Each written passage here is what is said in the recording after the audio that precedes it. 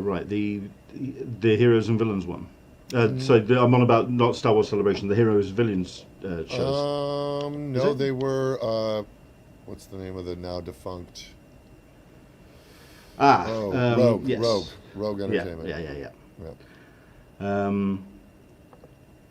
Yes, and I think I would have said our paths would have crossed at Star Wars Celebration, except the XL is a bloody big building, so it's not entirely surprising. Big. It is big. Yeah, that was a fun con. Yeah. Right then, everybody, we're live. We're going to get cracking with the show proper very shortly indeed. But a couple of things I do want to say first and foremost. As always, thanks to our fantastic Patreon supporters. These are the people that allow us to keep the lights on. It really is a case of our licenses for Flickr, for SoundCloud, for the site itself. It's really a case of you really do allow us to keep doing what we do. Also allows us to pay for the streaming options as well, because we're now, of course, going out on the various platforms, Twitch, on Facebook, on Facebook groups. This is all about your generosity, so thank you so much indeed for all of our Patreon supporters. And of course, we are putting these up on audio after the fact as well, so don't forget, you will be able to listen to this if you're sick and tired of my face. Don't worry, we'll be putting Todd front and centre as much as I possibly can throughout the course of this. I get enough comments about my appearance, so I'll be making sure that Todd's front and centre. But we'll be doing the audio version. We'll get them up on SoundCloud, on iTunes and on Spotify in the next 24 hours or so. Loads of people jumping in already. Hello from London, says Andrew English. Thank you very much indeed for joining us. We've got ourselves Into the Blue Mister saying hello. We've got Sir Listerus Megs. What's up, everybody? We've got a couple of Facebook people as well. Toby's joining us. We've got Craig joining us. And I'm certain we'll have one or two fresh faces as well, because obviously Todd has blasted this out and let his fans and followers know that we're doing this. This is Talkin Con, a cup of tea with an Englishman in San Diego. My name's Leonard Sultana, and each and every Wednesday and Sunday we talk Comic-Cons, con culture, and all the stuff and nonsense that we get to enjoy at such events. Over the last couple of months, our guest list has been pretty stellar. I think it's because people have been remarkably available during lockdown, but the vast majority of the people that I've spoken to have been comics professionals and convention professionals. And I think this is actually my first actor guest to come on to join us on Talkin Con, which means it's a pleasure to introduce TODD STASHWICK. Hello there, Todd. How are you, sir? I have no complaints other than the fact that the world is burning. Well, there is that, yeah. Trust me, on this side of the pond, it's not that much better.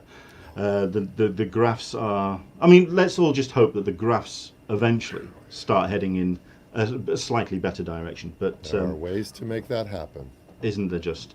But, yeah, my mask is over there. It's within arm's reach. It is there.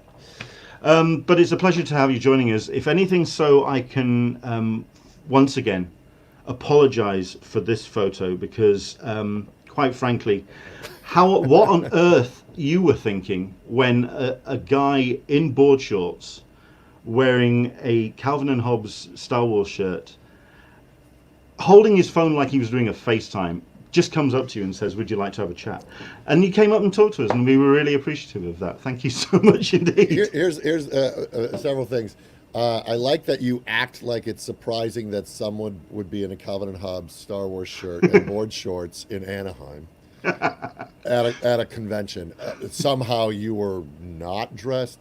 Actually, in many ways, you were underdressed because you weren't dressed as Calvin and or Hobbes for the event.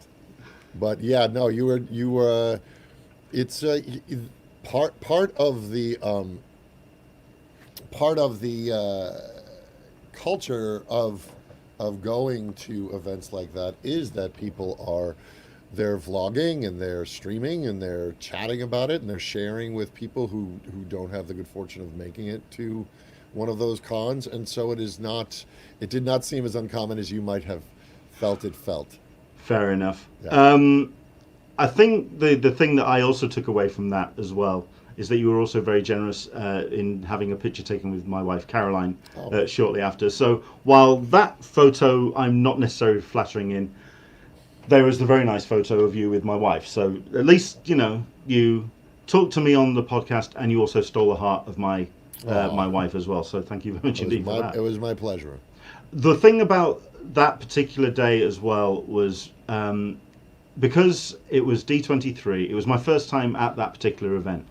It's a good one. It was a great one. I think the thing that kind of got me was there was a definite sense, because I was very much the Comic Con, the San Diego Comic Con kind of audience, and we were kind of dropped in as the Marvel fans, as the kind of people that wouldn't necessarily have attended D23 in the past. So there was definitely that sense of there was a definite dichotomy there, between the hardcore Disney and the I mean, it certainly has expanded in D23. I think people are hungry for cons in general. And I'm a avid con goer with my family, and it's one of the favorite pastimes of my family.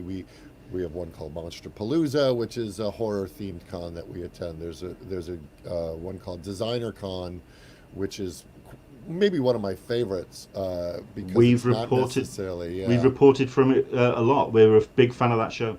Yeah, there's not necessarily a push towards more franchises, and it's a lot more handcrafted. It's like the Etsy of cons. It's pretty lovely. I heard it described like that. Yeah.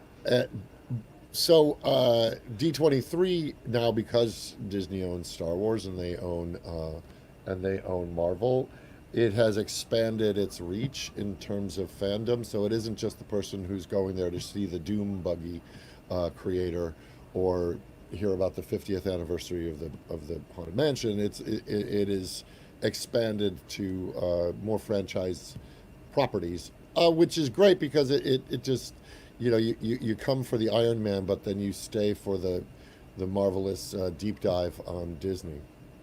Oh, I mean, it's definitely when I went into the live action panel, and they were playing the tracks, some real deep cuts as well and they know all the words, and you definitely knew. Yeah. I kind of felt a little bit like an interloper, but I got welcomed slowly but surely over the weekend. If the one thing about that show, or that particular con, that really got me as well, and this is as a Brit, and we know how to queue. They know how to queue at Anaheim. They've had Disney training. That was hardcore. Yeah. That was impressive. So, I mean, when it comes to, like you say, you go to conventions a lot. I mean, what was your first convention? What was your first dive into that? That's a terrific question. You know what? I mean, if I stop and go, all right, probably my first con from moving, because I didn't attend any in New York when I lived there, or Chicago. I think the first time I can really remember bringing my son to a con might have been 13 years ago, to Star Wars Celebration Anaheim. That was my first taste of con culture. And so I loved it. And then the first time I attended as not just a fanboy was San Diego in 2010. Where'd you go? Oh, I'm here. I'm still here. I can't see your beautiful eyes. Was the first time I attended San Diego was 2010, but oddly enough, not as an actor. I was attending as a comic creator. So I was with Dennis Calero, my collaborator, and he had a booth in Artist Alley, and so we were there with literally one web strip up and a promise and postcards. Wow. But it was fun because I've done a lot of genre shows. That's kind of much of my wheelhouse, is to be killed or to kill on a genre show. And so people would be walking through Artist Alley, and the people that are attracted to Artist Alley are the deep divers in terms of they're actually kind of the original torchbearers of Comic-Con, and it's my favorite place to go in between the toys and the in Artist Alley. Those are my favorite places to be. Comic Con, and so you would have fans of like Buffy or Supernatural like walking by, and then the take a second, The double kind of take. put together why, and then wondering if, oh, you look like that guy from, and like, well, I am that guy, but I'm not here for acting. I'm here for this comic. Yeah. That's pretty cool. I mean, yeah, 2010 was my first as well at San Diego, so that's rather cool. Sarita P is telling me there's no sound, but I can hear No, Todd, and Todd can hear me. So please do let us know if there's any problems with sound. It might be just Sarita's setup. So do let us know if there's a major problem. But somebody's asking if I was going live on Instagram. It's not Instagram. it's not Instagram. No, we can't actually stream to that yet because of legal rights with the way that StreamYard works. But I'm sending him the link. There, I just sent him the hashtag to your thing, and then I sent him to YouTube. fine. That Excellent. that should bring it up. That should bring up. Yeah. And we've got people saying it sounds okay as well. Okay, good. That's cool. When D23, because I mean, if I remember correctly, when I kind of called you over, I actually asked if you were attending as an actor, celebrity, As a going Disney in villain? as someone behind the table or someone who would be who's invited to appear at D23. No, but you know, I mean, you I were was- going as a fan. I was going as a fan. I had D23. I think, now, what year was that I met you? 2000, I want to say 15. Okay, so that was before I had done Kim Possible. So no, I was just literally there to look at the displays and the merch and to celebrate Disney. And my kids love to cosplay, and they build costumes. I think that year they might have been Dreamfinder and Figment, yeah. So I was there purely as a fan. It must be very cool to go with your kids. I mean, how old are they? Were they around that time? Well, if it was 2015, so that was 5 years ago. My son would have been 17. My daughter would have been 7. Wow. Yeah. Have you been tempted to don the cosplay at all? Yeah, I spend my life, I make my living wearing costumes. So Good point. I like to, people ask me what I'm dressing up for Halloween.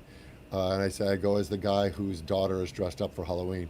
Look, if somebody's having a Halloween party and I'm invited as a grown-up person, I will don a costume. But I don't cosplay at Comic-Con or that. I just like to go in and as myself and as a fan. And like I said, I spend a lot of time in wardrobe. So when I can just kind of go into these events as a civilian, I'm happy to do it.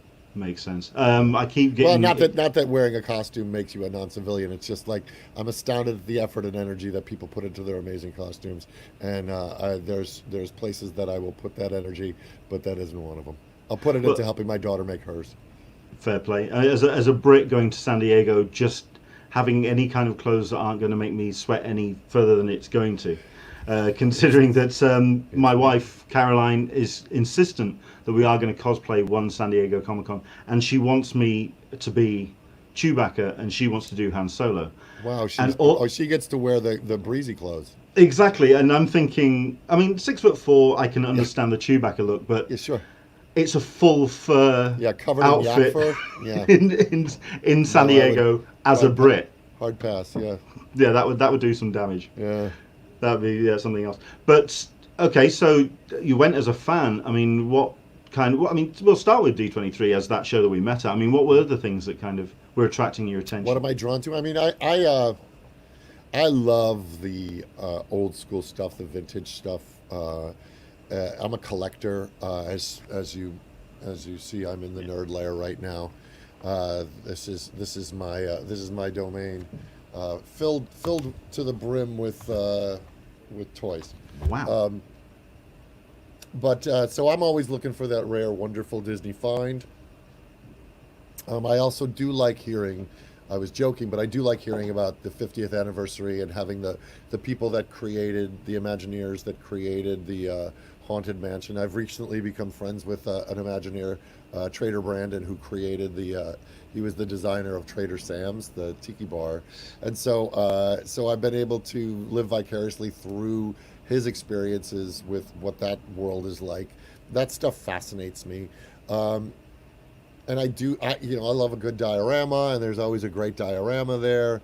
And again, as a collector, I'm always trying to find a wonderful piece of art or a animated cell or something like that. And I also just really love, again, I say I don't cosplay myself, but I love to see people cosplay, and I love the real deep cuts when somebody dresses up as like their Chip from Beauty and the Beast. Like, just to see what plucks the heartstrings of individual people and what their passion is, because like Star Wars and Disney, there is kind of something for everybody, and to see what people are drawn to as their fandom.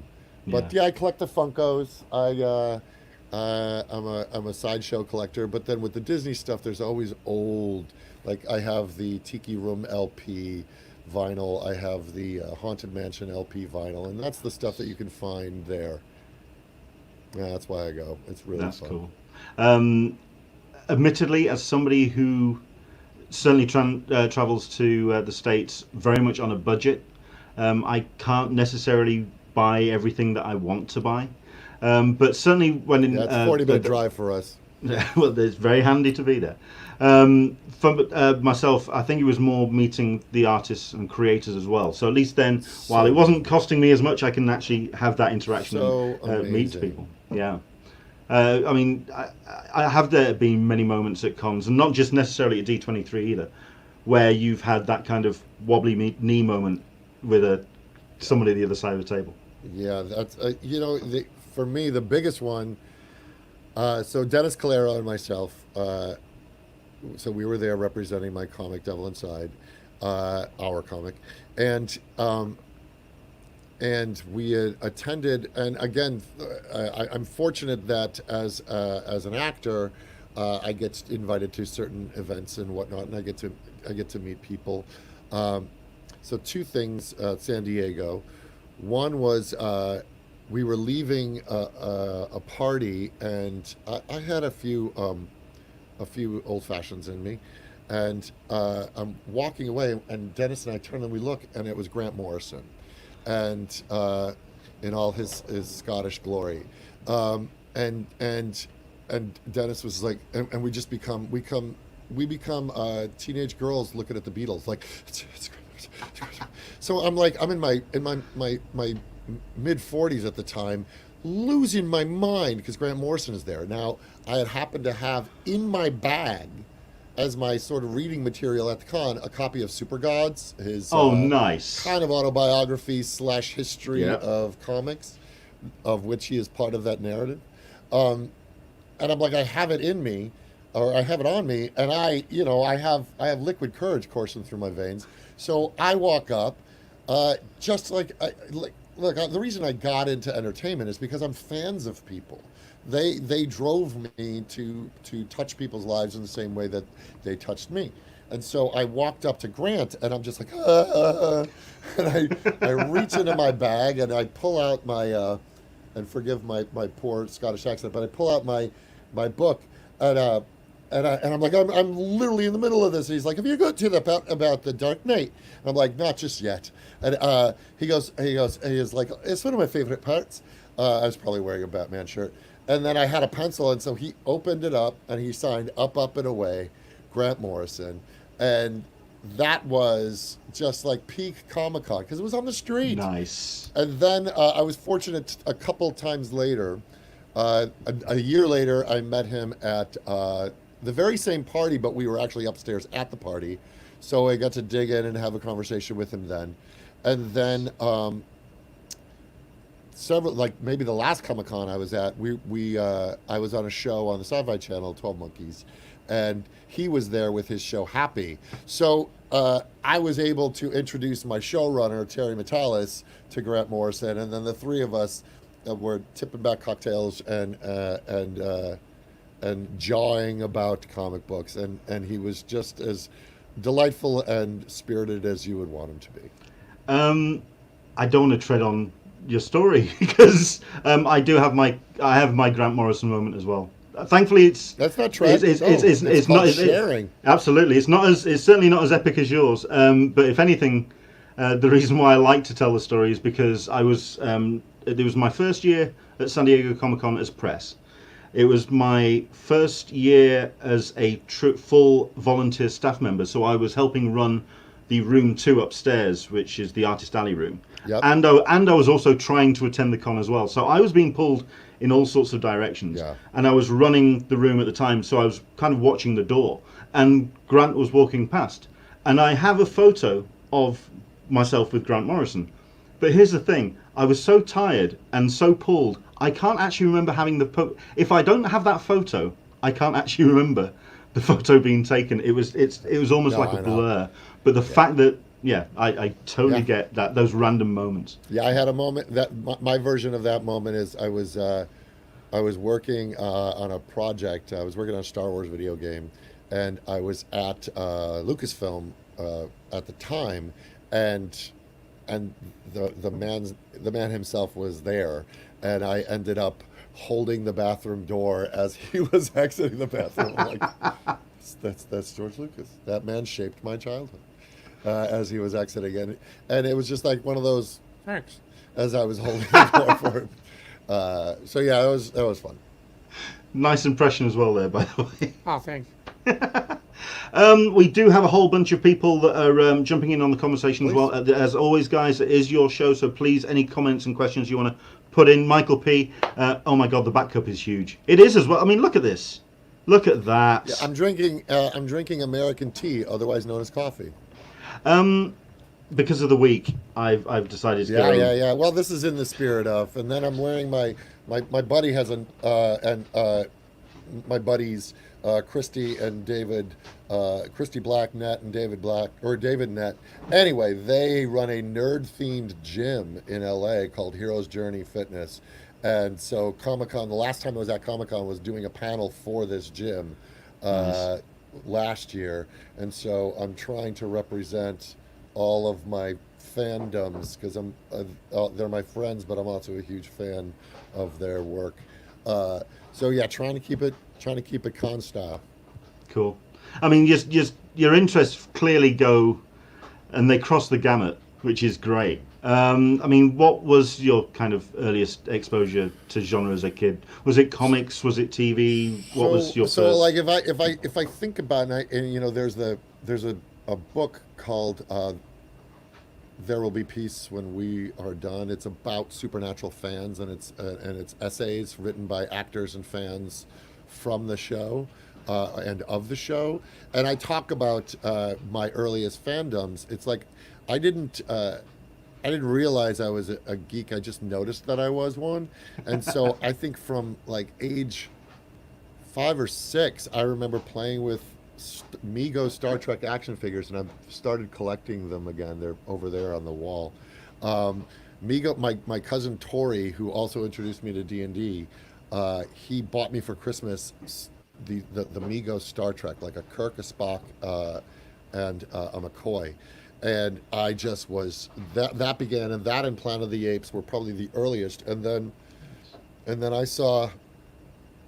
was 8 years old in the summer of '77, if that means anything to you. No, that makes sense. Yeah, so you can imagine the thunder, so to a budding nerd who was already neck deep in Star Wars or in Star Trek, to have Star Wars come out, and then that same year, the Rankin and Bass Hobbit came out.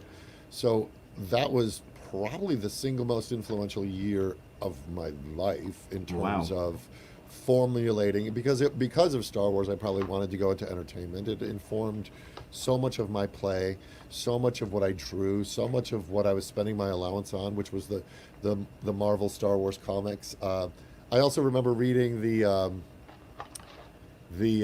Electric Company Spider-Man comics, and then I was deeply influenced by the '66 Batman, which I didn't realize was a comedy at the time. I just thought it was like you don't when you're a kid. Fun and colorful. So the original Star Trek series and the original Batman series and then Star Wars. Those lit the fuse of a fire that's still burning. Very bombastic fandoms there. Yeah, well, it's easy to say, well, Star Wars, because it's the largest IP in the history of mankind. Like, Yeah. but at the same time, it is deeply personal. Like, again, to an 8-year-old kid having those images and those ideas and that mythology enter my eyeballs and shape my worldview. That's potent stuff. And so, just because it's huge doesn't mean it's any less potent. You know what I mean? And maybe it's the other way around. Maybe it's huge because it's potent. Yeah. I mean, I was 5 when Star Wars came out, but it was also like, so I was big into Star Wars, the toys, like everybody else. Yeah. But I was also watching Star Trek on TV. So when the motion picture came out the following year, that's certainly where sci-fi on. I was more of a Star Trek kid. You know, I was at first, but I think there was just something so swashbuckling, and I really connected with Han Solo, and like I was never a Force user person or Sith. I love all the lore, but I always saw myself as the guy with the blaster on his side, probably because I had brown hair and he had brown hair, and I'm like, oh, he's like me. But Star Trek I adored, and then my buddy and I, when we were living together in the early 90s, it was Next Generation was appointment television for us. Yeah, and then I was lucky enough to become part of Star Trek canon through Enterprise. Indeed. So I got to wear the pointy ears. Yeah. Excellent stuff. A couple of comments coming in. Solicitor Smeg, did the Star Wars Holiday Special dim the flame a little? You know what? I was It so did for young. me. I was so young that it was like, it was Star Wars to us, and it gave us Boba Fett. Come on, in that ridiculously great animated short. I mean, as an adult, I look back on it, and it's this wonderful train wreck of kitsch. I mean, B. Arthur singing in the cantina. But it certainly didn't. We got it before Empire Strikes Back. So if you think about it, it was the only other Star Wars we got. Yeah. So we devoured it. It was so weird. It came out, and the Empire Strikes Back annual came out here in the UK. It was published, I think, by Marvel UK. So thankfully, mine kind of rolled on. If it was a blip, it kind of got smoothed out by the annual, which just got me all excited because it was the Star Wars annual for that year, and inside there's 4 or 5 page on the new film that was coming up, and that just got me. Yeah, I mean, again, we live in an hour where we have so much entertainment at our disposal. We type something and we will get it. We click something and we will get it. But back then, this almost predated VHS, like the holiday special. So anything, Starlog magazine, like anything that had Star Wars on it, the soundtrack, the story of the movie, the action figures, we were just eating it up because it was few and far between. There was no 9 films, there was no TV series, there was no spin-off. So the holiday special at the time, as weird as it was, we still ate it up and enjoyed it. Now, with the benefit of history, we can look at it for the dumpster fire that it is, but it still gave us Boba Fett. Come on. For that, I mean, I've got about 4 or 5 people I can point you towards. I mean, Bonnie Burton, who writes for various. She is one of the most ardent defenders for the holiday special, and I'll stand side by side. I have a Gentle Giant and a Funko of the Boba Fett from it. The little porcelain, porcelain statue with his guitar tuning fork weapon that they've now given to the Mandalorian, by the way. Oh, well, yeah. That's what he uses. Absolutely. Into the Blue Mister. I don't think I saw the holiday special until I was 40. It's hard to watch then. It's tough when you're an older actor. Yeah, I mean, but it also, it's craptastic. So when you're 40 and you watch it, you're like, this is so bad, it's kind of great. Yeah, I get that. In Kevin fact, Newsom, I was in England. I bought my copy of the holiday special on DVD at a shop at Camden Market. Well, you can buy a lot of things at Camden Market. Let's be believe fair. you me. But it was like one of these, like, somebody has a bootleg of this. Thank you. I'm sorry, I Yes. interrupted a question. No, that's going to go in that'll go in luggage. That'll go home with me. Kevin Newsom is watching. So stoked to be part of the Star Wars universe with you. Oh, thanks, Kevin. Saying hi, I know and also Kevin. saying Kevin's a friend of mine. cool, and started collecting Funko because of Todd. They're such lovely things. Congratulations, you're an enabler.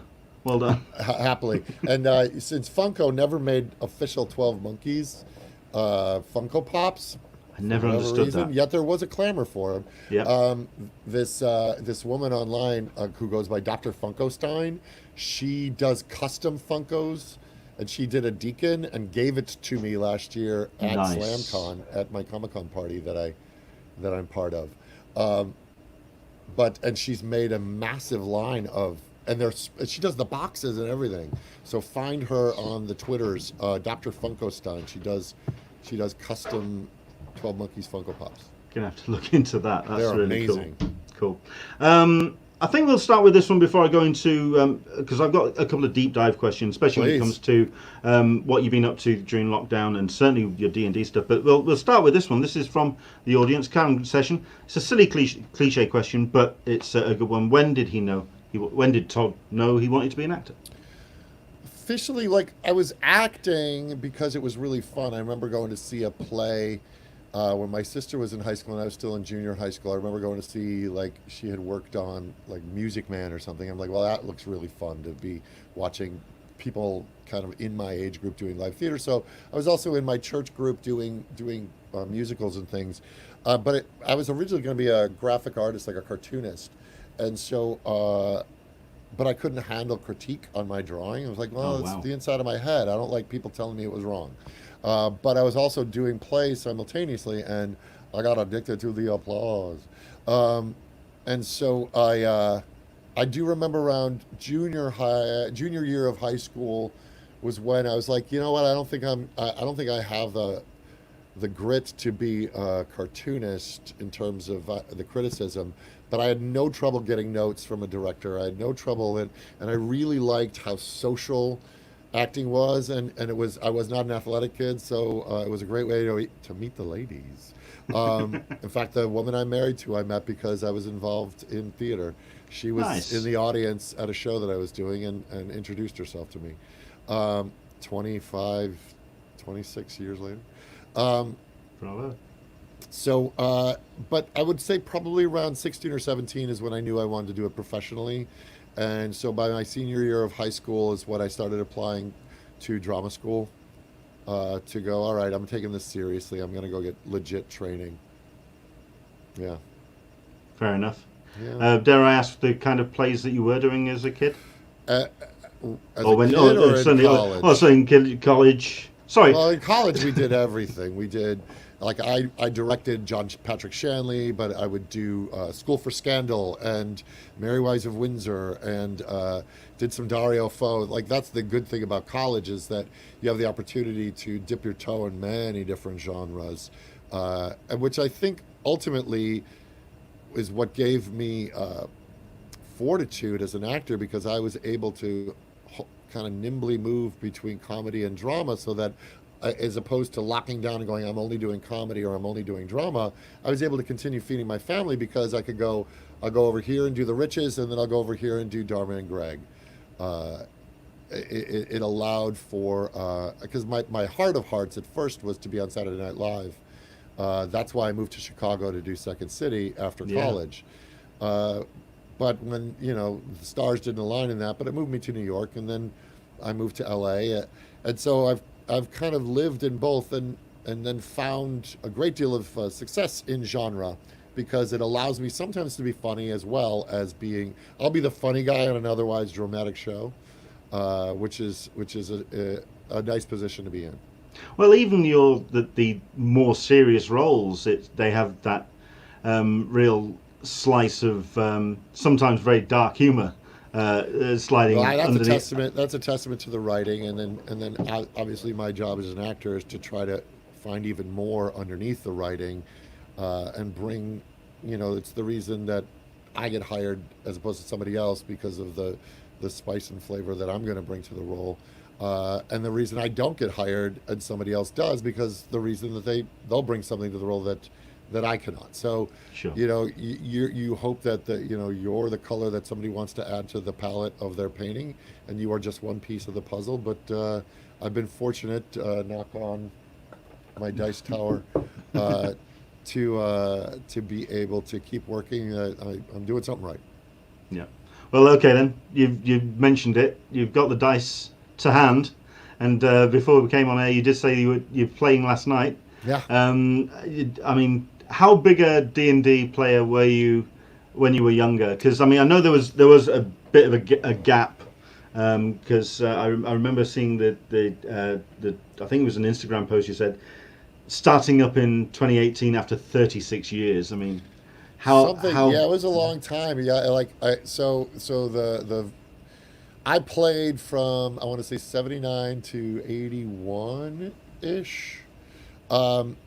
So I was brought in, like I said, my cousin Tori played, and then we were the Stranger Things kids. We were the 80s kids in the basement with our Dungeon Master's Guide and our Player's Handbook and graph paper and dice and playing the game. And then I had, at that age, I was going to Bible camps, Christian summer camps, and then there was a thing in the 80s called the Satanic Panic. And Yep. being an impressionable youth, I fell for it. And I came back from camp one year, scared out of my wits that I had let the devil into my life, and I gave away all my D&D stuff. Oh wow. And then, and that was it. Like, I never looked back. I gave away what now would be worth a fortune in collectibles, but I never looked back until around a decade or so ago. I was at an audition, and Abraham Ben Ruby, a lovely actor, who I was talking to, and find out that people were still playing D&D. It felt like, like underground poker. Like, there was a faction of Los Angeles people, and again, like, nerds grow up to be artists and actors. Like, we were creating and imagining things as kids, and so it just stands to reason that we would keep going. But apparently, like, Matthew Lillard and Abraham were playing D&D, and I was like, well, that's nuts. But I had nobody I knew that was playing it. So after I had got over and realized that the Satanic Panic was just a publicity stunt and a lot of hokum, I went on eBay and found all the original books back, just to collect them again, to kind of own my youth, just so I could smell the paper and look at all the Errol Otis drawings and just deep dive back into that world. But it still didn't have anybody to play with. And then I had Yuri Lowenthal, a dear friend of mine. I had put on Facebook, I think in 2014 or 15, I'm like, I want to play D&D again. And he showed up at my house with the starter kit for 5e. He's like, we're playing. And he gives it to me. He's like, happy birthday. Then I booked 12 Monkeys and left town for essentially 3.5 years. Now, the trainer that will help me get ready for season 3 of 12 Monkeys is my friend David Nett, who's also kind of a known DM. He had done a lot of streaming stuff and produced a lot of work in the Dungeons and Dragons world. He said, look, when you finish 12 Monkeys, let's get a group together and we'll start playing D&D. And I'm like, you are my Sherpa. So late 2017, we started rolling up characters, and I started really getting serious, and then just dove back in to the game. And then my daughter was like, what are you doing, Dad? And she was the age I was when I started. And I said, I'm playing D&D. She's like, you need to teach me. So then I started, like, I guess I have to DM now, because I just had a character. So then I started DMing for my daughter, getting my sea legs under me again. Nice. And I have not looked back, and that's what led to the creation of the Nerd Lair. And I've been fortunate to do some charity events and to live stream some D&D as a player as well as a dungeon master. And then for my own sanity during lockdown, I've been doing a ton of Zoom D&D games. So Well, it is a great way, as Matthew Lillard says, it's the best way to spend a life. I mean, I've got. Let's see. This is something that you've been doing, or you did do I did throughout do that, yes. throughout the course of lockdown. That's my Doctor Who looking picture. if they ever cast an American Doctor Who, that's what I'll look like. I'd say more the master. I think there's a sense of But steel there. that's the fun part. is to have that steel, but as the Doctor. Yeah. I mean, I think the one thing that, I mean, I'm not necessarily surprised that there's a thriving D&D community within the creative and the acting community. Certainly at West Coast, or well, anywhere really, because it is pure play. It's pure imagination, and it's ensemble work. If anything, it's also aside from the fact that we're now on lockdown. It gets people gathered around a table as opposed to a digital interface. We're not playing with a headset and a mic on our faces in a video game. It became tangible, and it gave people a reason to gather and collect and tell stories together and have escape together, and have it builds community. And some of the kindest, most imaginative, compassionate humans I've met now has been through, you saw Satine Phoenix in that game, has been through people that I've met through the Dungeons and Dragons community. And then guys like Joe Manganiello, who I knew through acting, he's such a great commercial to go, yeah, it's not that there's, it's not what you think it is. It's not, and it appeals to all sorts of stripe of humanity. And it is very open and welcoming, and more every day. I mean, look, it hasn't been without its problems, of course, like anything where, you know, it was just thought of as a boys' club for a very long time. Even though women have been playing the game for years, it has been a place to escape. And like you said, it's ensemble work. Yeah. I can also imagine it's a great way of, I mean, testing your muscles for creativity, for play. For storytelling. And without notes, yeah, without absolutely. like network or studio notes, I get to make something. It's like being a chef, where I get to create something and serve it to my friends, not for Yelp. Like, I don't do a lot of streaming, and bless the people that do. I play for just personal reasons, and I've been fortunate to be invited to stream, but I don't do it professionally by any stretch of the imagination. So it's fun to make something that is consumed to just be consumed for the joy of it, not to have the internet breathing down your neck critiquing it. And again, bless the people that do. They are bolder folk than I, and I've done it a couple times, and the internet has been very kind, but to me, but I'm old, so I'm not a Twitcher. I like to watch it, but that's way outside my my realm of understanding. You and me both, man. And far away from TikTok as possible, I think. But I highly encourage people to pick up the Essentials D&D kit. What's great about the new one is it can be played one-on-one. I came in via AD&D. I was an AD&D'er. Yeah. I 79, I tried DMing once. It didn't go well. I ended up being I was my hands were too tight on the reins. So I didn't really let people. Well, it depends on what you're running. It depends if you're doing a one-shot. It tends to. I would say, like, a campaign is Disneyland, where you let the people just completely wander. But when you're trying to sculpt an evening's entertainment with a beginning, middle, and an end, it's a bit more of a dark ride. It's a bit more like I've laid out things for you to explore, and a story and an arc that I kind of want you to enjoy and feel the whole thing, because once this one's done, this group may never gather again. Sure. Of these people with a one shot, as opposed to a campaign, which is you chase it a little more. You just sort of see where it goes, and then you adjust it as a DM. You adjust it in front of you, in front of them, I should say, to keep it unfolding so that there's more to discover. So there's a different practice. You know, I was given the task of that one that you just showed the picture of. Sure. They said it needs to be about a 2-hour campaign. Like a 2-hour D&D, like anybody who plays D&D, 2 hours is like you're just getting warmed up. Yeah. But so I literally was like, oh, how do I kind of keep it moving forward, keep the action going? And so I literally made it on rails, in that it was like an Indiana Jones minecart. So the players were in a speeding minecart for the entire game. Things were attacking them. Yeah. How has DMing and playing D&D changed your perspective on storytelling in terms of your acting? And say directing, or even the Devil Inside, or just any way that you tell stories, has it kind of influenced or informed the way that... for D&D, for me, because it's so disposable and I have to leave it porous for others' input,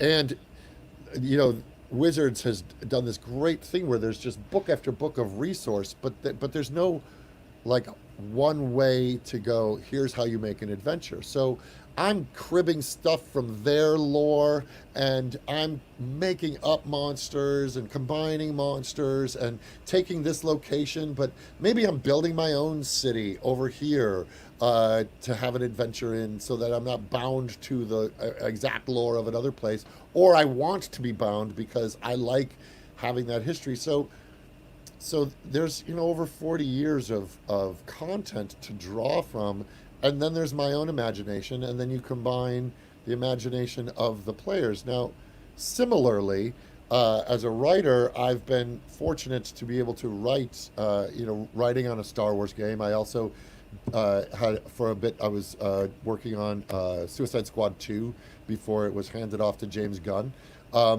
But I've been able to play in sandboxes that I love the lore of.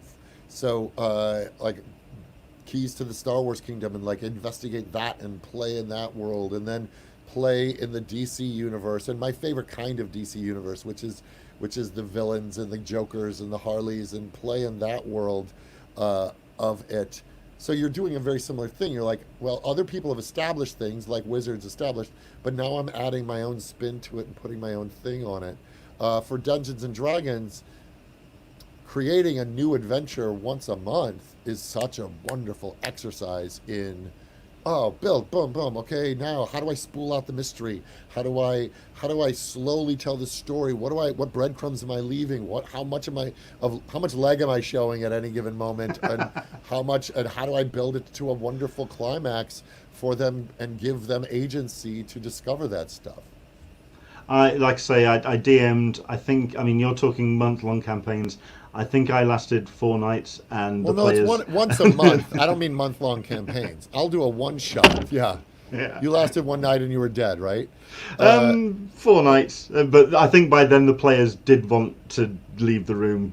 Well, the ongoing one that I've been doing, that David Nutt DMs, we've been doing that we're into our 3rd year, and we only meet once a month for that.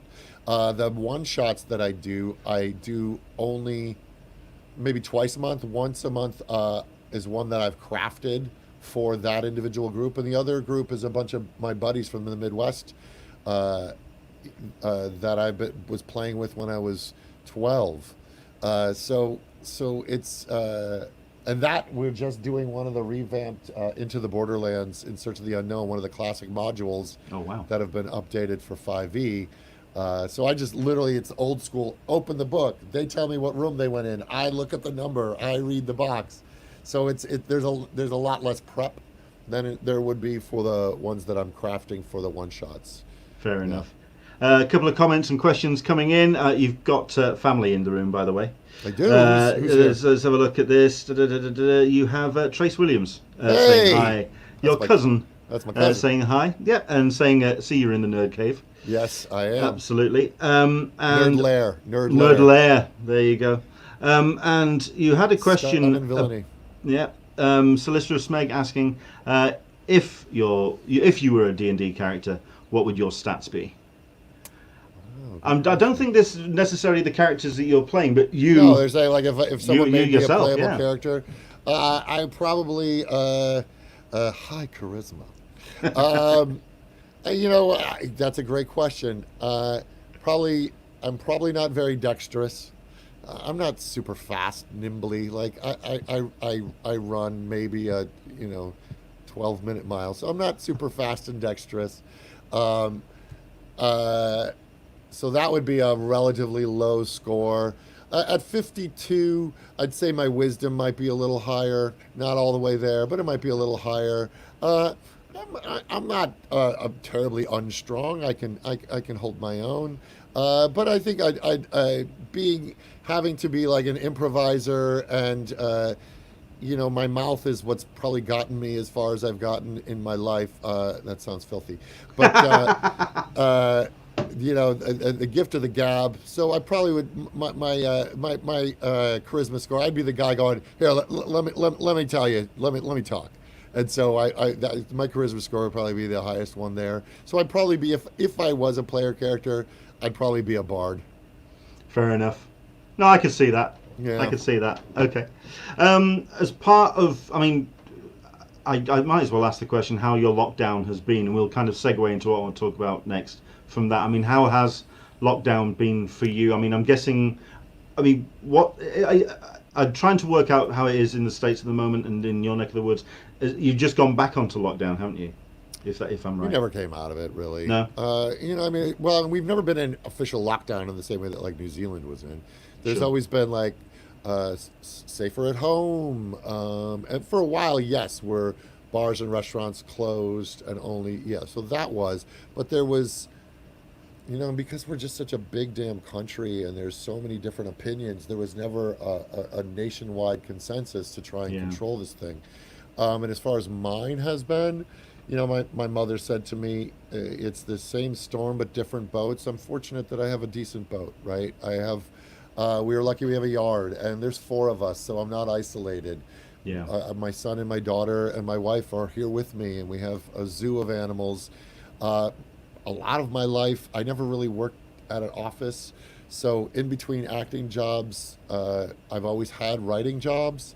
So working out of my writer's room has been something that I'm accustomed to. It's just more often than it has been before. But I'm also, again, knock on Dice Tower, I've also been fortunate to have some writing gigs during this time. So, the bills are being paid while we wait for production to come back. So I do not it goes completely recognized that I am in a stable situation, and my heart goes out to those that are struggling more than myself, and I've been doing my share of trying to assist to charities and whatnot to help people through these times, because again, they're unprecedented, and Sure. and I have an amazing group of friends. We have some fruit trees in our backyard, and so I will often fill up a bag with citrus and a bottle of whiskey, and I will mask it up and glove it up and go leave it on the doorstep of friends as the citrus fairy for them to wash and drink and make spiked juices. So we try to still connect to each other. We try to reach out, and again, doing Zoom D&D with friends is a healing balm. I mean, it gives me drive and purpose and focus and something to look forward to, and we are still able to go on nature hikes, and we still occasionally order in food. You make the best of a bad situation, but our best is not bad. Fair enough. I mean, that's a very good. I mean, you helped out with the segue there, with the Zoom D&D, and also, I mean, I spotted you playing the Shout Factory's Always a Sword. Well, no, that's coming up. Is that no? That was last year. That was last year. And then you hopefully they'll do it again. Yeah, and then you DM'd Quarantine Quest. I did Quarantine Quest, and then I did one for Jasper's game. Yeah. And then I did one for a cat rescue. So I've been able to do some charity dungeon mastering for some causes that are healthy, wonderful causes. And this Always a Sword and Dungeon Run were just back before they were charity events, and those were just actual streaming shows. Sure. But I've been invited to be a part of some streaming D&D, and I'm humbled that again, being welcomed into that community has been a wonderful thing. And again, opening up new relationships and new friendships and new experiences, it's a lovely thing. Yeah. Which brings me into one of the people that you play with in Quarantine Quest is a personal hero, which is Mark Bernardin.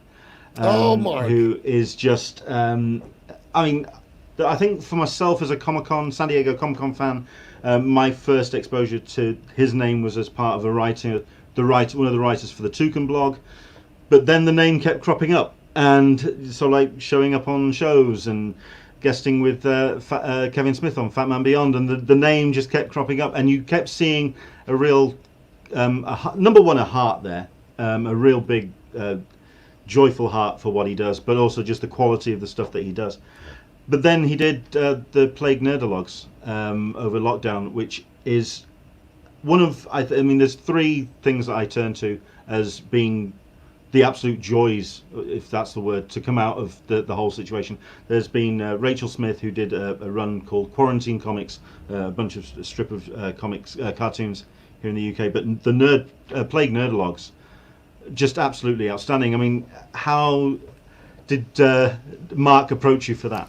So, so to wind it all back again. So myself, Dennis Calero, Bria Grant, and Derek Hughes, we created a party at Comic Con called Slam Con back in 2011, which was basically kind of a free for all. Hey, we would just all tweet, "This is where we're drinking tonight," and who would show up, and like 250 people showed up at the Marriott, and it was writers and actors and comic book artists and writers and fans all just mixing and mingling, sort of the heart and soul of what Comic-Con was.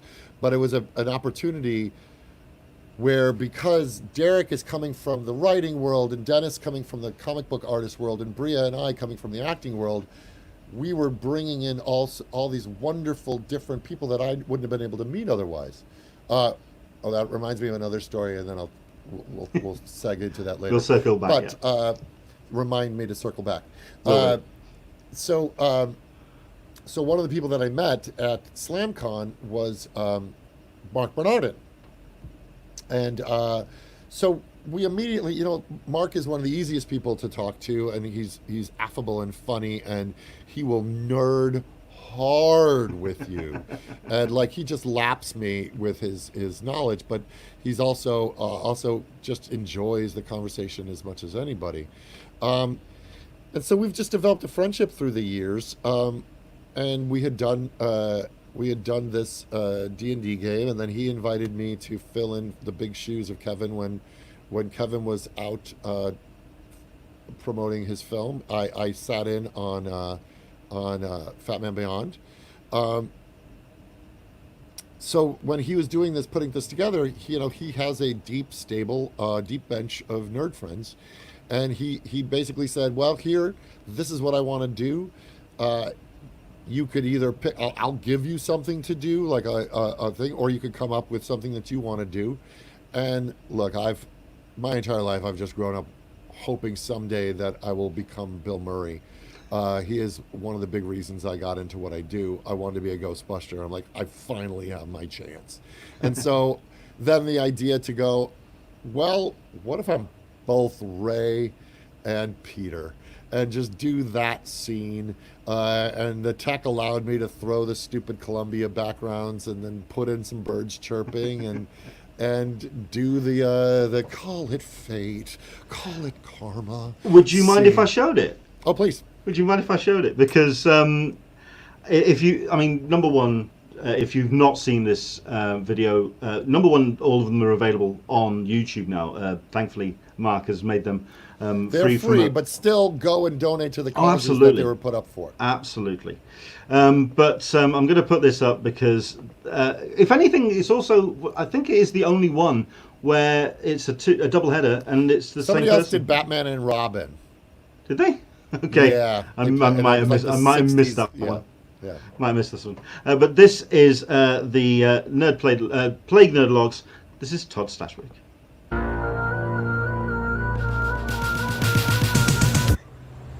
This is a major disgrace. Forget MIT or Stanford. They wouldn't touch us with a 10-meter cattle prod. You're always so concerned about your reputation. Einstein did his best stuff when he was working as a patent clerk. You know how much a patent clerk makes? No. Personally, I like the university. They gave us money, facilities. We didn't have to produce anything. You've never been out of college. You don't know what it's like out there. I've been in the private sector. I expect results. For whatever reason, Ray, call it fate, call it luck, call it karma. I believe that everything happens for a reason. I believe we were destined to get thrown out of this thing. For what purpose? go into business first.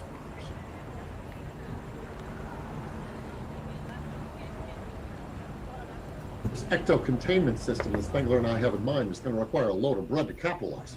Where are we going to get the money? I don't know.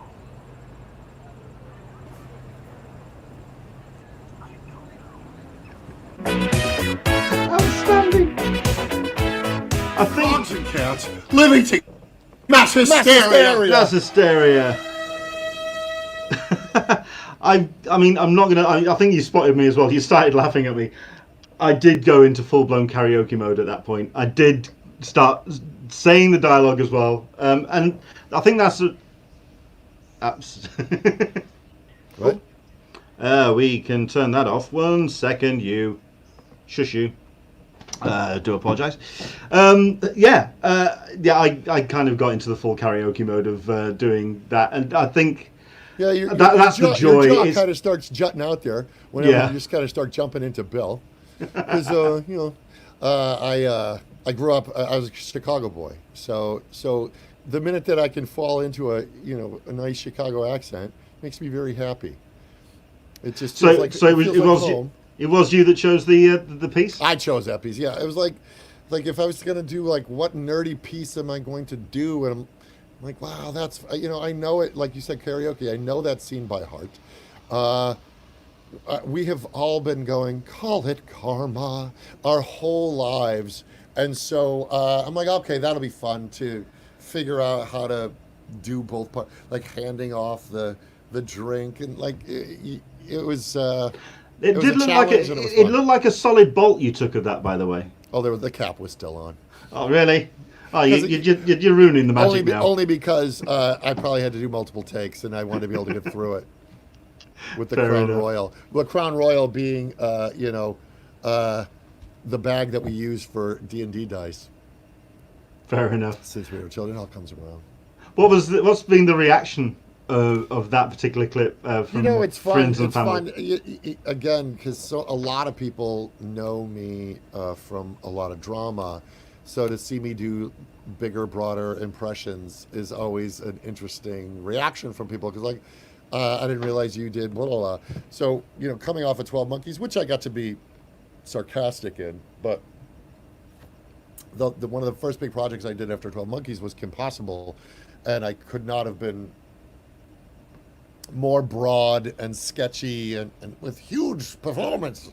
So it's fun every once in a while to be able to flex the big silly a little bit.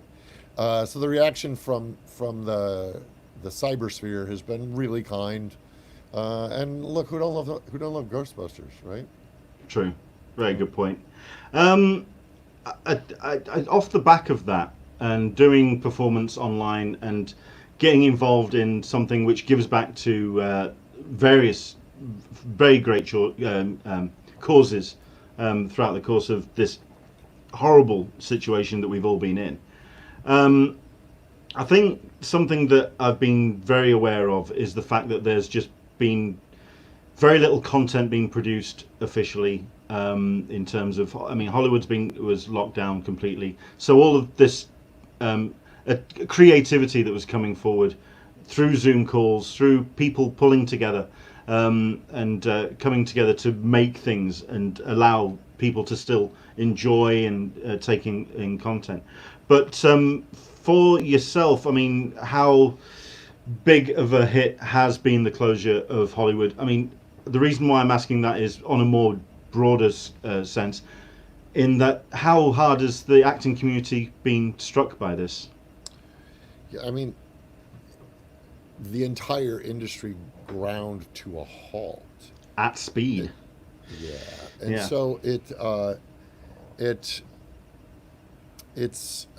there are people like I said, I've been able to refocus on the writing to feed the family, and so it's been hit hard. Like it's been hit hard. The people's livelihoods.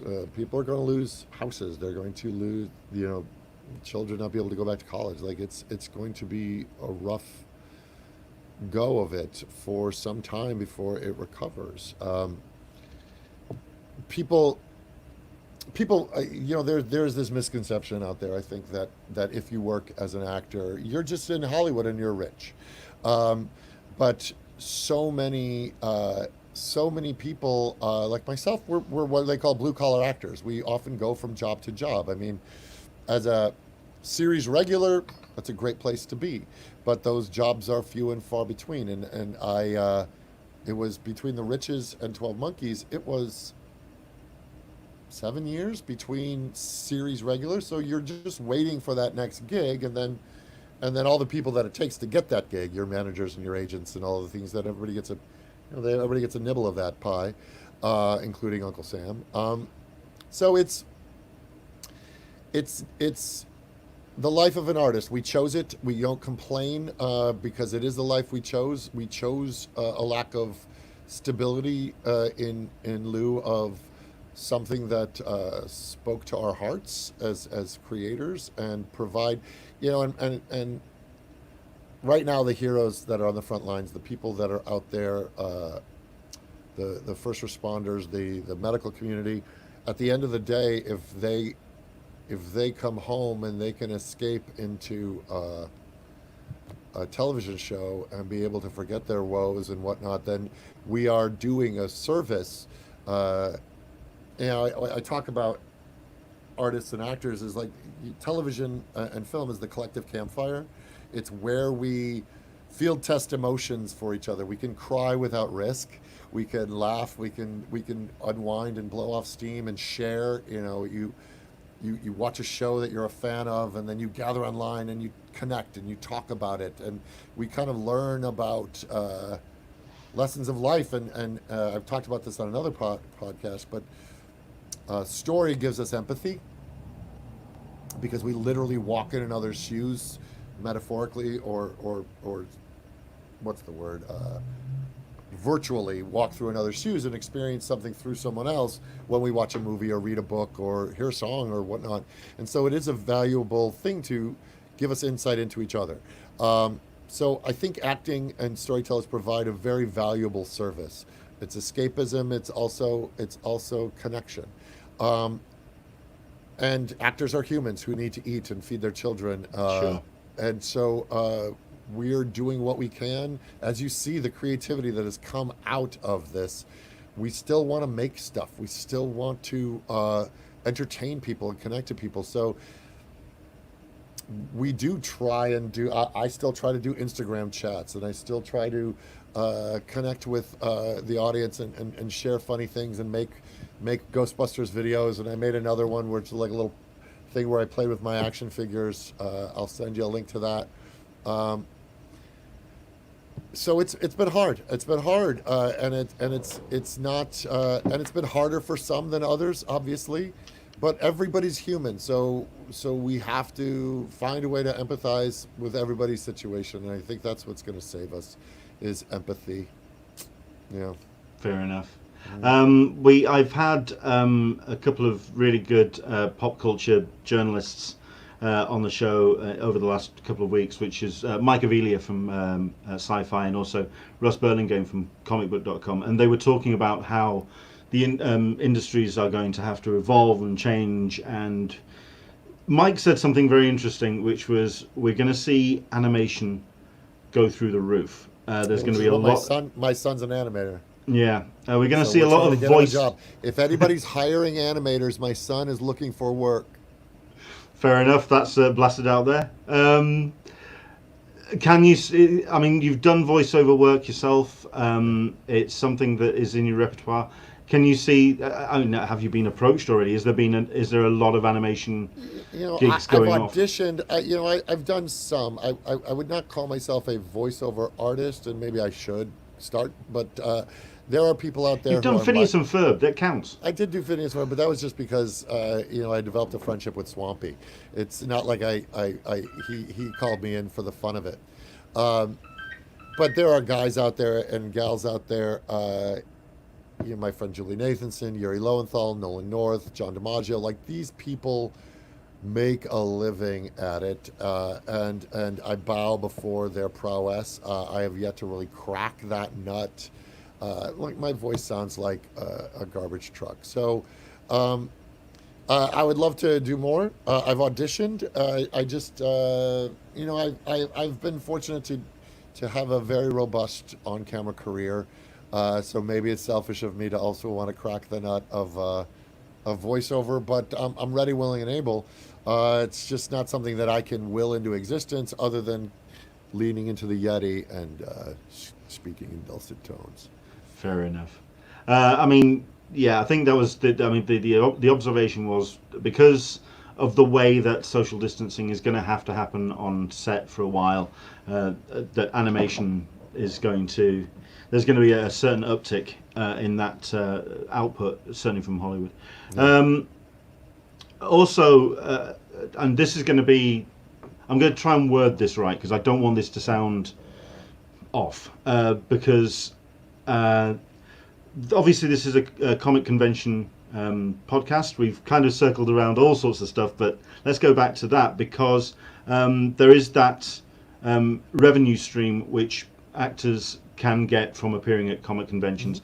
And I think as attendees we sometimes don't recognize just how important that revenue stream is to the acting community and those people on the other side of the table.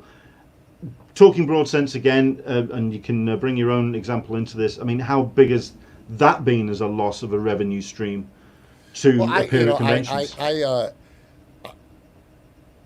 You never get paid when you go to Comic Con. Yeah, that's you're doing that's that the individual for yeah. the love of the game, or you're there. I mean, I say not paid. It's a little part of my contract when I was with 12 Monkeys. So I mean, paid to be on 12 Monkeys. Part of that is doing PR for 12 Monkeys. Part of that is going to Comic Con. That being said, they get you a nice hotel, they fly you in, they pay for your food. So like it's a great way to see Comic Con. Yeah. But as far as like supernatural conventions, there's never been a 12 Monkeys Con, which I would love to have one because I'd love to celebrate that show with fans. Supernatural and the originals, the money is lovely. I have not personally been a person who counted on that income or had it frequently enough that income was missed. Yeah. The shows that I've been on for that have a really deep bench of guest stars and ones that did. Like I did actually 11 episodes of the originals, but there's not a lot of Vampire Diaries cons. And then you're also talking about 2 different shows that went on for seasons that have a deep slate of guest stars. So, and Supernatural, I was on 1 episode. So yeah. For them to circle back around to me, sometimes I completely get why you go, we've got Misha Collins, like we've got so many other people that are here that bring in Stashwick for that reason. That being said, I'm also I'm lucky that I have stories from so many different genre shows, whether it's Buffy or Angel or Star Trek or Supernatural, Revolution, Heroes. Like I've done a lot of that stuff that I am sort of the everlasting gobstopper of genre actors. So I got a story for a million places. Just roll a d20 and tell me what number you hit for what show you want to talk about. But that being said, I've always been welcomed very warmly. It's always interesting to see what people know me from or what they're a fan of. But as far as a revenue stream, it's not something that's bit into my pocketbook, and hopefully all of it will come back and become a thing again for everybody, for Sure. the fans and the creators alike. Well, I mean, I think that's where I'm going to head to, is kind of like to wrap the conversation up on what you expect to see as Comic-Cons coming down the line. But let's get through a couple of questions because people have been talking. They want to get a question to you. So let's talk. We've got Tina Gann who's asking. Hey, Tina. Isn't she a joy? We've had her on. She's wonderful. Has there been a character that you found difficult to shake off after the role is over? And then I will tell you a Tina Gann story. So. Oh, great. I am not method. So I am not that. I mean, look, when I've had to do like deep, dark, or emotional scenes, I will shut down for the day and kind of get focused and ready so that I can do my job. So that when the cameras are rolling, I'm there for it. But I'm pretty good at the compartmentalization, and probably because I have kids, because they don't need me to bring that stuff home with me. I don't need to be still in character when I come home. What I will say that I do take home with me is after doing Dr. Draken, or after doing particularly like screaming scenes, I won't have a voice when I get home from work, because Draken, I just sort of had to hold myself here through the whole thing. And so when you're pinching and tightening your vocal cords, that strain will have its effect, and you got to rest. But yeah, I've not been that guy that like I couldn't get out of character. No, I will say the other way around. You want the time before to be able to shut things out and focus things in. Just so, again, like my job is from action to cut. If I don't deliver in that time, in that window, well, that's a problem. So I have to maintain focus. Doesn't mean that we're not having fun on set, but again, if it's a particularly like emotional or dark scene, I'm like, okay, well, I gotta focus in on the material and focus in on the moment. After they yell cut, I can drop it and go back to my family and friends and whatnot. Yeah, that's cool. I mean, there's a couple of characters you've played as well that you absolutely don't want to take home anytime soon. So yeah, I totally get that. This is, I mean, like you were talking about the rolling of the D20 and the various parts you played. I mean, you've got Garfamiero, they're wondering. Todd did an episode of Middleman, super cool. What was it like trying to play Javier's words? I mean, you've got Kevin, who's been chatting all the way through. I worked on Middleman, but not on the episode Todd was in, unfortunately. I guarantee you, Javi would write these monologues that were wonderful tongue twisters, and you know, as an actor, it's fun to get that stuff. It's fun to be given the opportunity to do something super challenging. So his words are always delightful, and he just creates super fun characters. I had a blast on that. And that show made me a lifelong friend with Natalie Morales. So I'm deeply grateful that my relationship with Javi has continued and my relationship with Natalie has continued.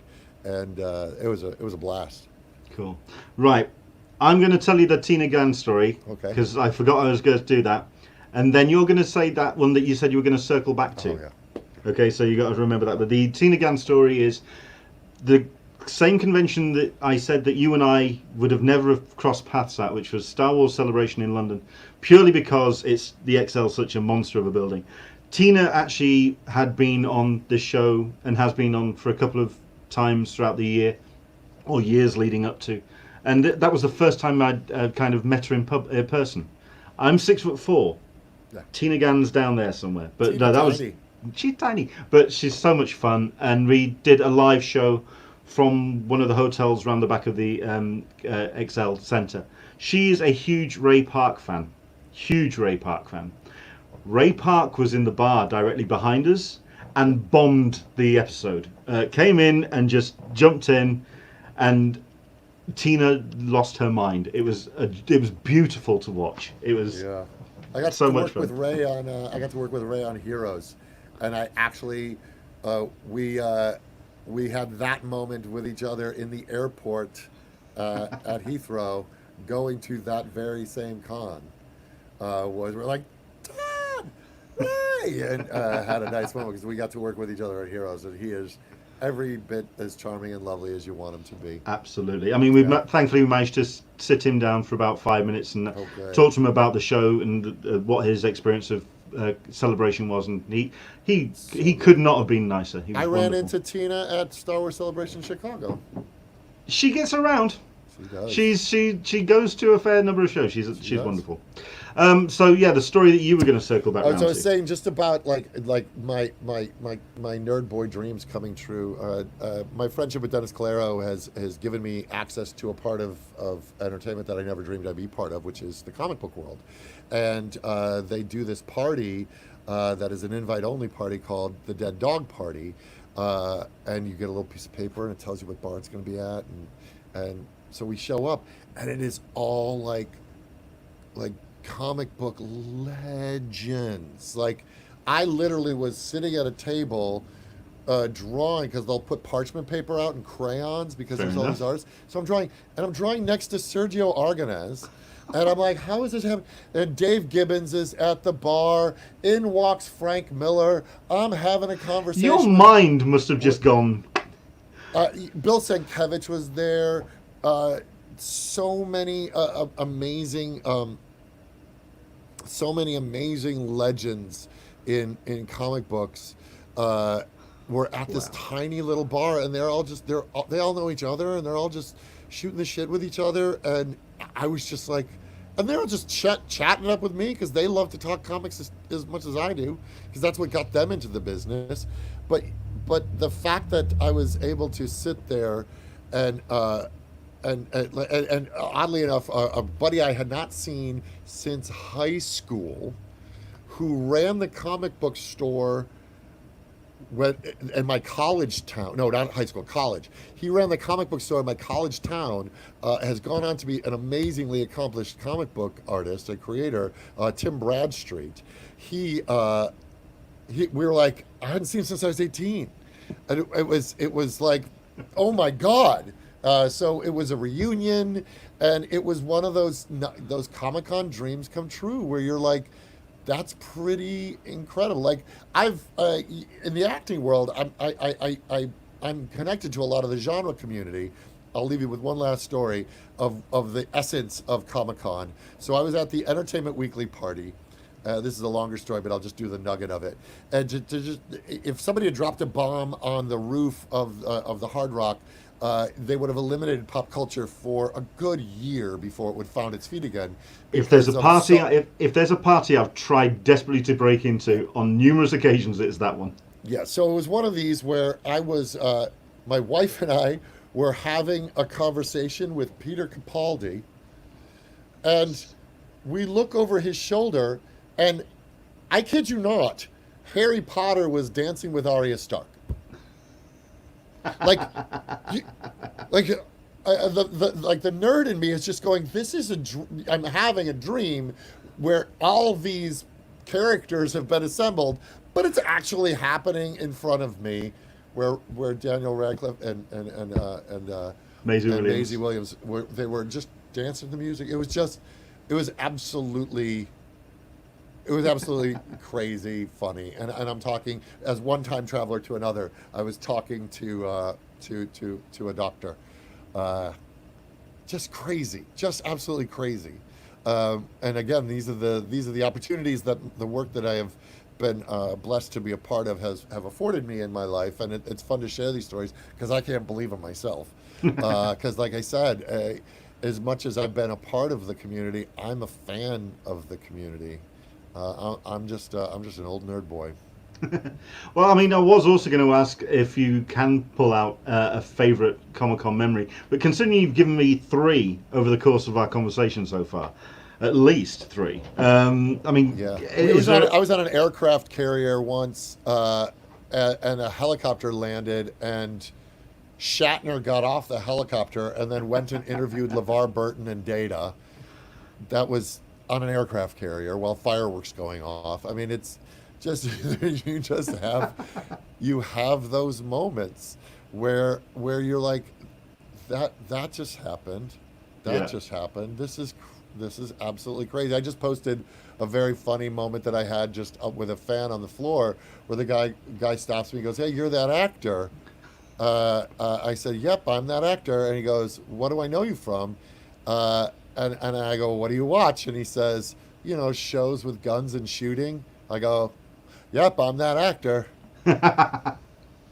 So, I have these wonderful interactions, and meeting the people that are fans of the shows that I've been a part of is is other great memories. Yeah. I mean, we had a comment earlier. I'd have to go digging for it, but it was a case of it is those random moments, those unplanned gems. I remember that, walking to. I was heading to the convention center, and I looked down an alley, and at the end of the alley, having coffee, sort of off the beaten path, was Edgar Wright, Nick Frost, and Simon Pegg. Like, that's the Where cast of else? Shaun of the Dead right there. Yeah. Where And I'm else? just strolling down, and again, I try to contain myself, and I try to contain my nerd glory, because like the ability to entertain somebody, you are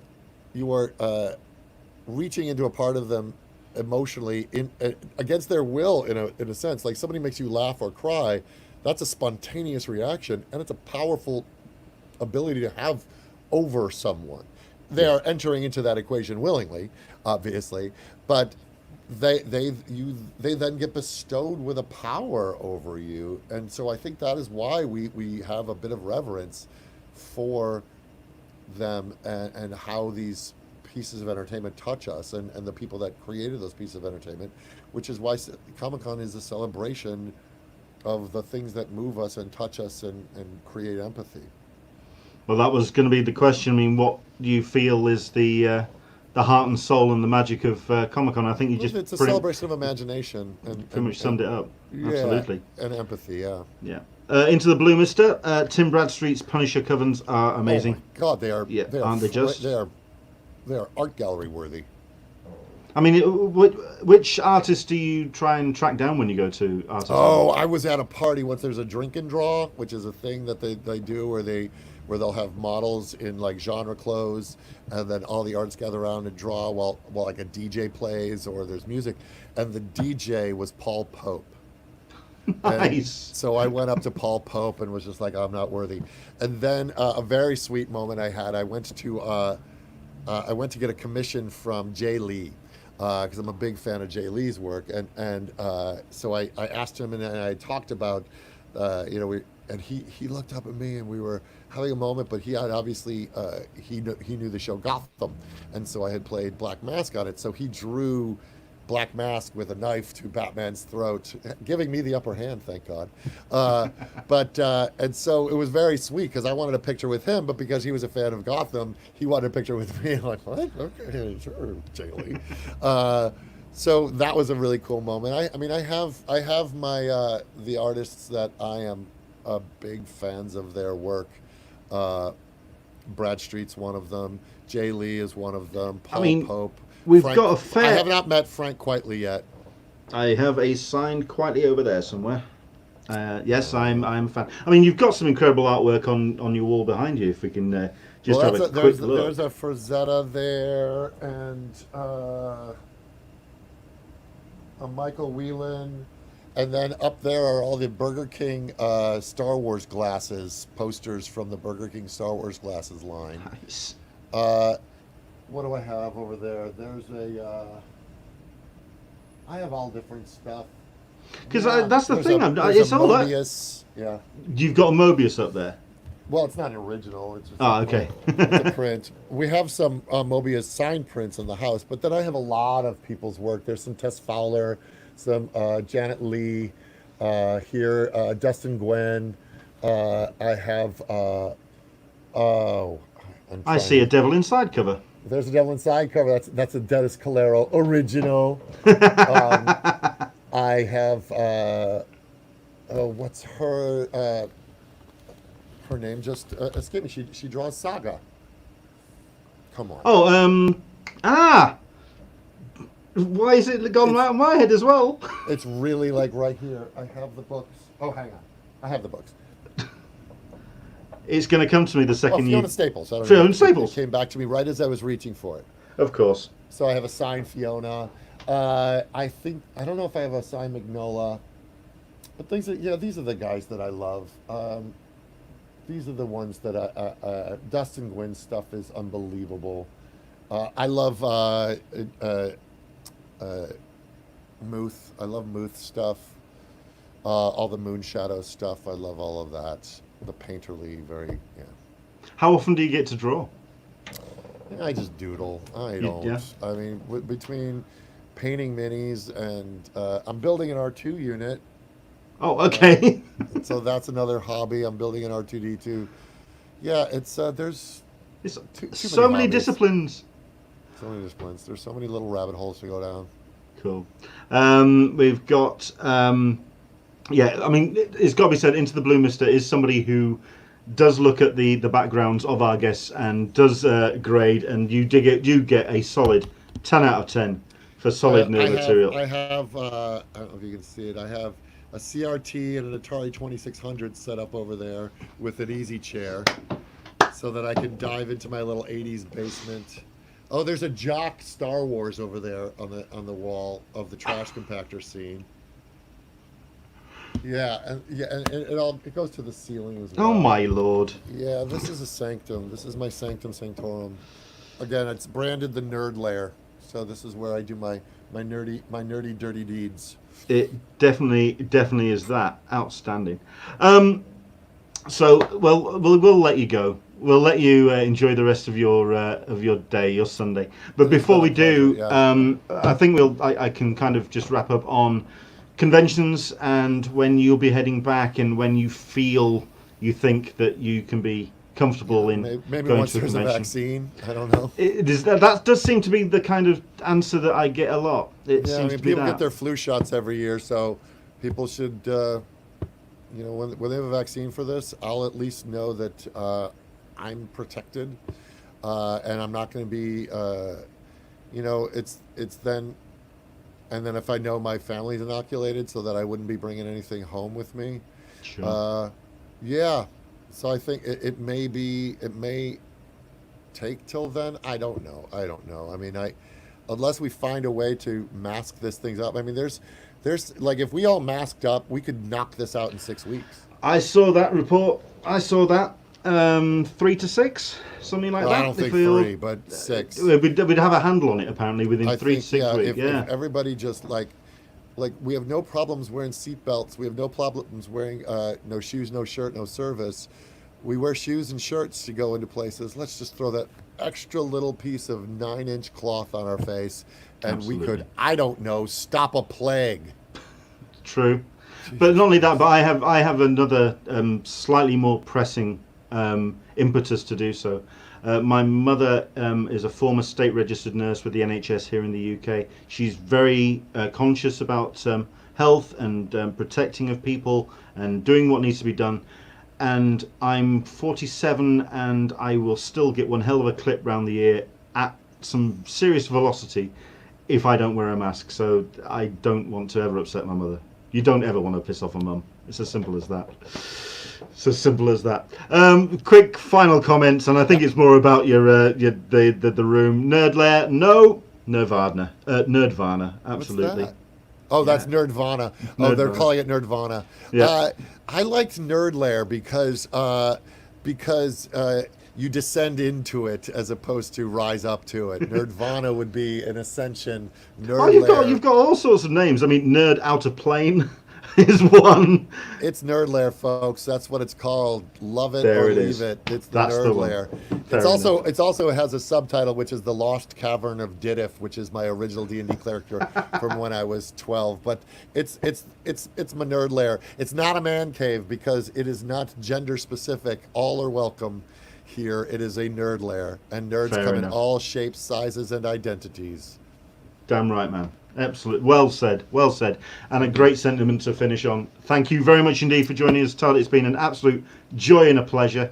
I mean, I know about Devil Inside. It's the site's still up and running at devilinsidecomic.com. It's just been a very long time since we've been able to generate Absolutely. content because my typing time has been taken up with between D&D, which is part of my sanity, and then the actual writing jobs that pay me.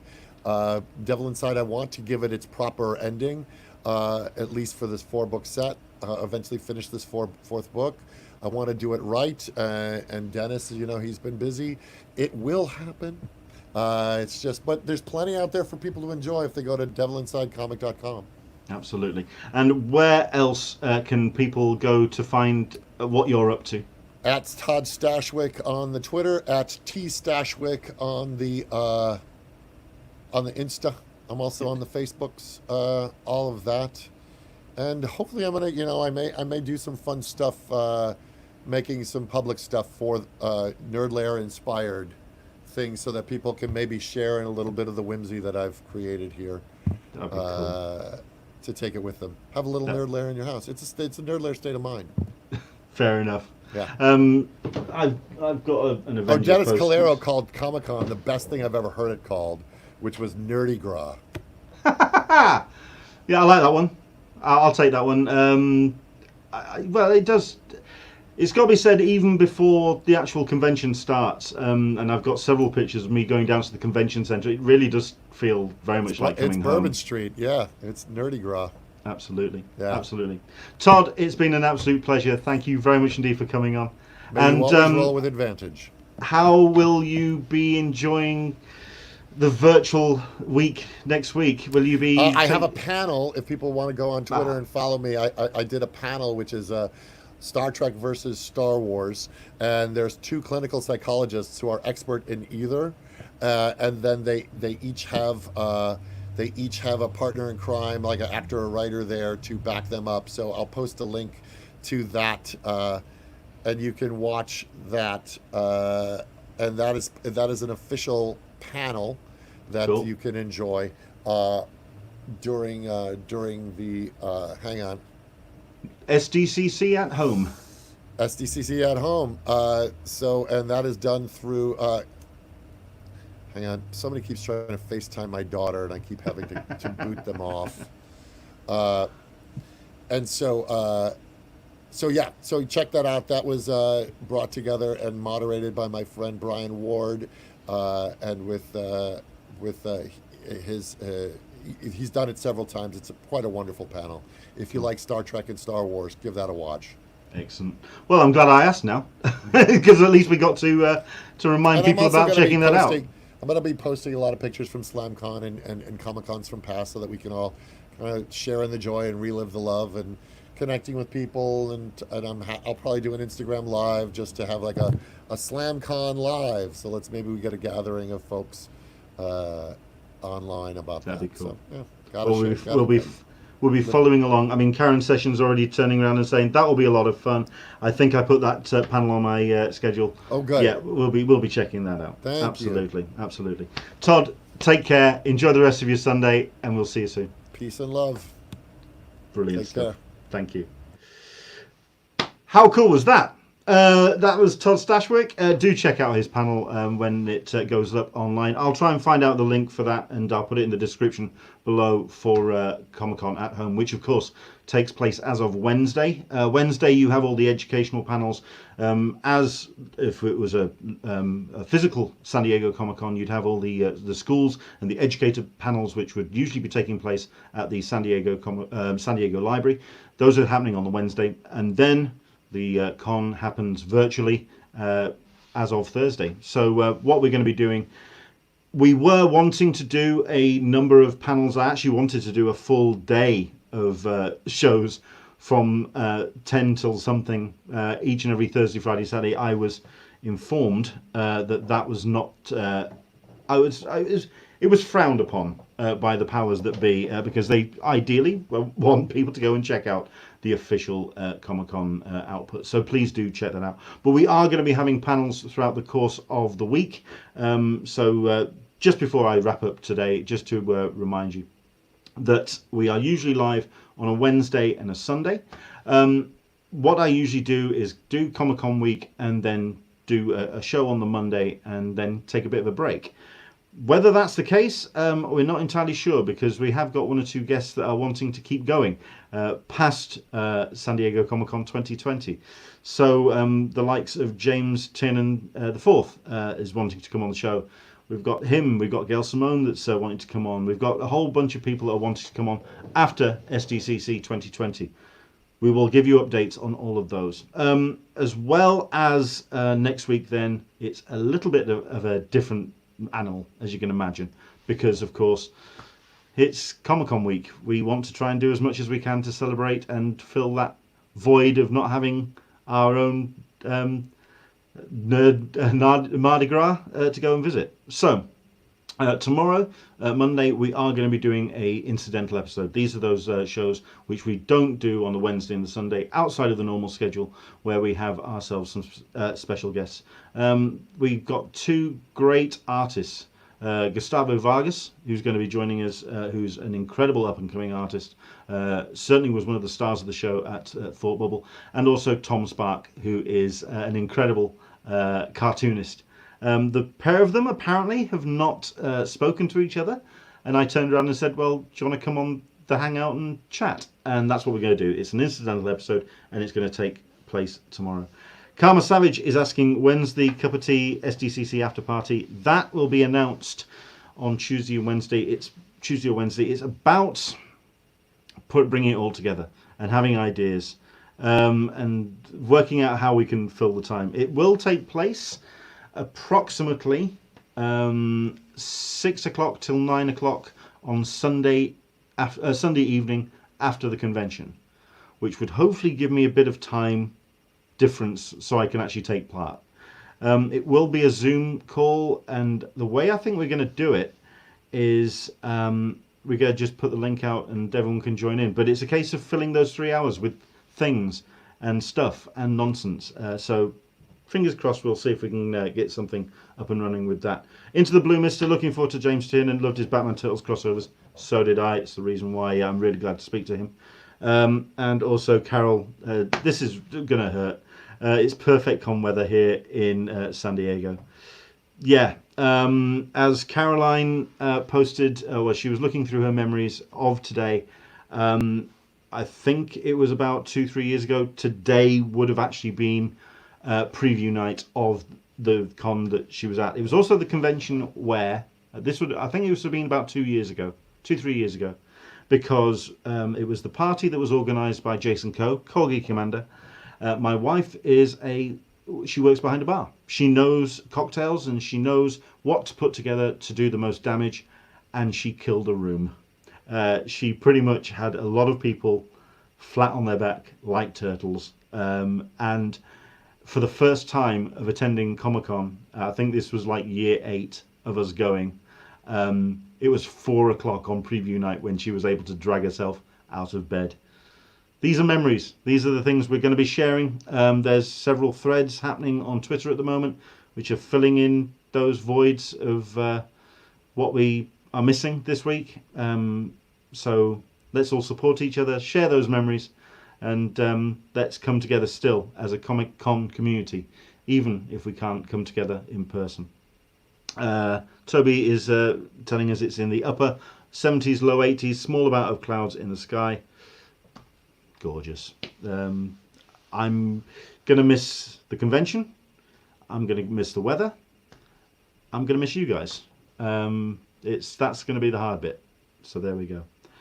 Thank you very much indeed for joining us today. Like I say, incidental episode tomorrow. Please do join us. We are setting up our guests for Wednesday through Sunday. More news about those in the next couple of days. This episode will be going out on our audio social medias in the next 24 hours. May even be very soon, because I enjoyed this chat. I might just get it up as soon as I possibly can. So you can find that on SoundCloud, on iTunes, and also on Spotify. If you search for Englishman in San Diego, you will find it. Aaron Neighbours has jumped in. We'll miss you too, brother. Oh, okay. I'm going to have to wrap this up before I start filling up here. But there we go. Thanks again to TODD STASHWICK for joining us. Thanks to everybody who's been watching. I know we've had 1 or 2 new faces as well that have been taking part purely off the back of Todd putting out the word. But that's why it's been a pleasure talking to Todd, because I knew it was going to get a couple of new faces to join us on Talkin Con, a cup of tea with an Englishman in San Diego. Take care, stay safe, wash your hands, wear a mask. Let's stay and let's beat this together, shall we? For myself,